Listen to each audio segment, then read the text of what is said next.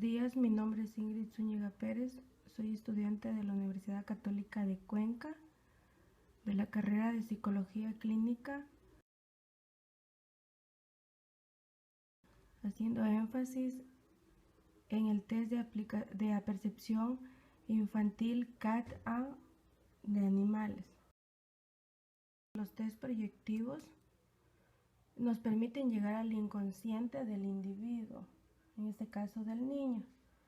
El niño proyecta sus sentimientos internos hacia el mundo exterior y después imagina que este mundo exterior expresa dichos sentimientos hacia él o ella. También los test proyectivos aportan datos sobre los rasgos de la personalidad. El CAD nos da información acerca de su mundo interno, es la base de su futura personalidad, el papel que juegan las principales figuras de identificación en su desarrollo. La actividad proyectiva de los test sería gráfica y narrativa. En la gráfica podemos tener el test de Bender, el DFH de Machover, de Kopitz, el HTP, y en la proyección narrativa encontramos el TAT, el CAD, el Rorschach y el Sigmund. Los ámbitos de aplicación de los test proyectivos se clasifican en lo clínico, en lo forense y en lo infantil. El término de proyección fue utilizado primeramente por el psicólogo Murray en 1935, quien da a conocer el test de apercepción temática TAT, el cual se basa en una hipótesis de que las personas revelan algo de su personalidad cuando son confrontadas a una situación social ambigua. Esta idea se desarrolla en 1938. Sugiere que el TAT resulta una técnica útil como medio de exploración de la personalidad. Plantea que a través de las respuestas que los sujetos elaboran ante una situación estimulada ambigua de las láminas de la persona, proyecta elementos esenciales de su personalidad y para entonces basa sus ideas en el concepto de proyección que fue dado por Freud en 1913. En 1939, los instrumentos de evaluación psicológica que se utilizan, estímulos y consignas ambiguas para explorar la personalidad, las que reciben la denominación de técnicas proyectivas. Es el psicólogo norteamericano L.K. Frank quien acuna el término para que este tipo de pruebas y lo hace con la concepción amplia del concepto, es decir, utiliza el concepto de proyección como una hipótesis proyectiva, hablando de este tipo de test, donde el instrumento es la vía de exteriorización de la estructura y organización interna de la personalidad, y no un camino por donde solo se obtienen los mecanismos de defensa para explorar el contenido del inconsciente. En base a la utilidad de los test proyectivos, podríamos decir que este test es muy válido en particular cuando el sujeto tiene inhibiciones para hablar de sí mismo, para relatar su historia o indicar sus conflictos. El sujeto está más dispuesto para relatar historias a partir de unas láminas. También nos permite el contacto inicial con el individuo, que nos favorece con las relaciones y con los exámenes posteriores que se vaya a realizar. Muchas veces el tiempo relativamente es breve en cuanto a una impresión de la personalidad del enfermo, de su estructura y de sus conflictos, de sus sucesos importantes que nos determina el pasado de este individuo.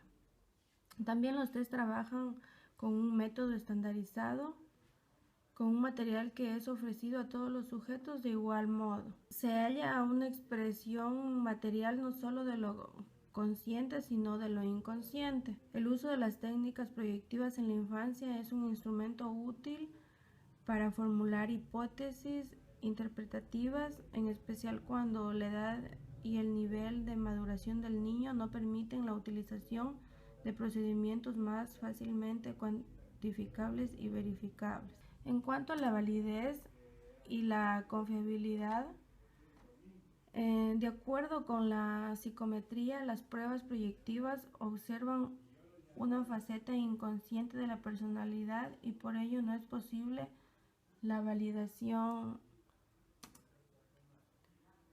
Desde el psicoanálisis afirma que la confiabilidad y la validez de las pruebas proyectivas se pueden obtener por líneas indirectas. Por ejemplo, en cuanto a la riqueza de las respuestas generadas y por lo tanto la variedad en las dimensiones medidas. La interacción entre el examinador y la prueba, su validez es congruente, es decir, puede obtenerse a través de contraste con otros datos del paciente. La orientación psicodinámica responde a otro método científico. El test de percepción infantil CAT es un método proyectivo que nos sirve para explorar la personalidad, estudiando en el sentido dinámico de las diferencias individuales en la percepción de un sentido estándar. Esta prueba puede aplicarse a niños de 3 a 10 años de ambos sexos. El material consiste en 10 láminas de animales en situaciones diversas, catalogadas desde un cierto número de situaciones infantiles básicas, susceptibles, que se ponen de manifiesto los procesos dinámicos de los problemas del niño. El CAT también nos da información sobre la manera en que el niño estructura su mundo interno,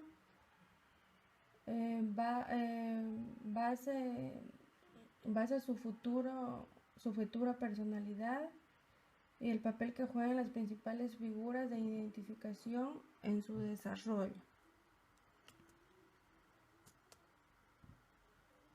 La aplicación del test debe aplicarse primeramente un buen rapport con el niño.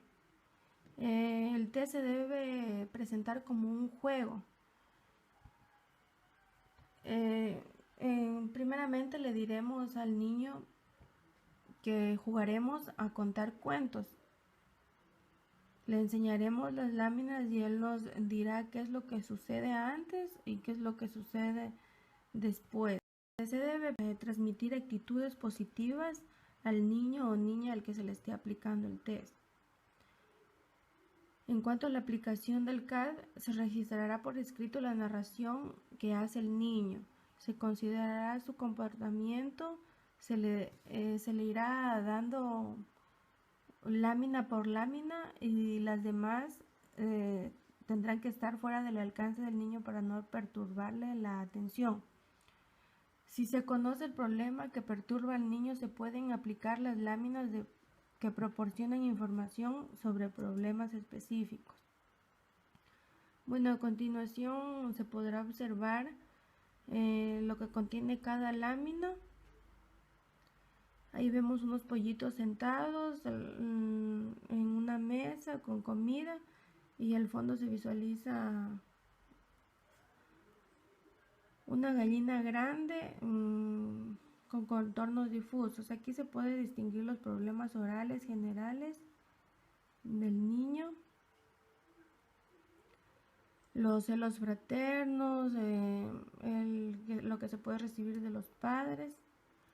La lámina 2 se observa un oso tirando de un extremo de una soga y en el otro extremo un oso grande y un pequeño.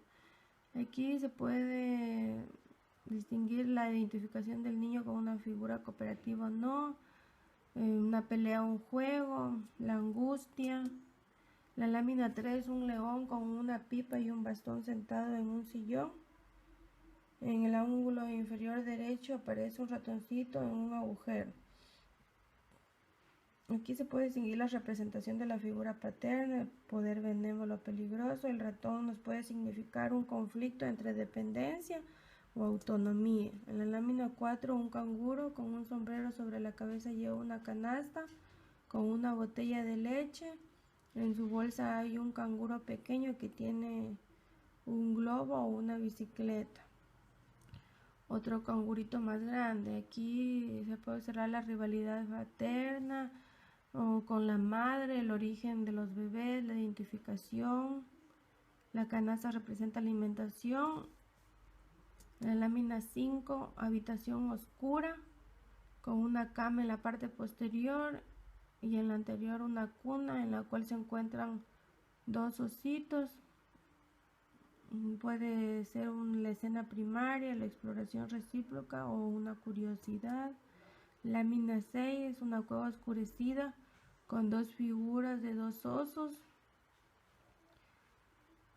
Aquí se puede distinguir la represión, los celos edípicos, los problemas de masturbación en la cama. En la lámina 7 se encuentra un tigre con colmillos y garras.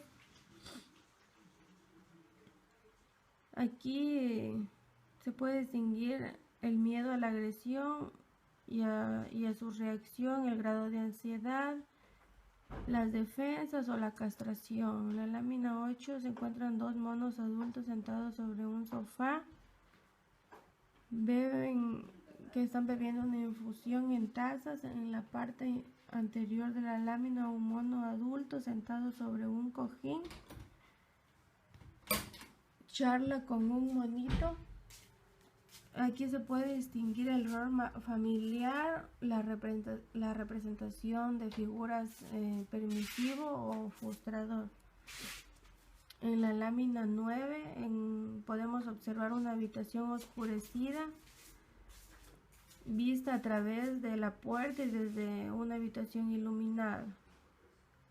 En la oscuridad hay una camita en la cual un conejo está sentado mirando a través de la puerta. Aquí se puede distinguir entre el miedo a la oscuridad, la soledad, la curiosidad o el abuso sexual.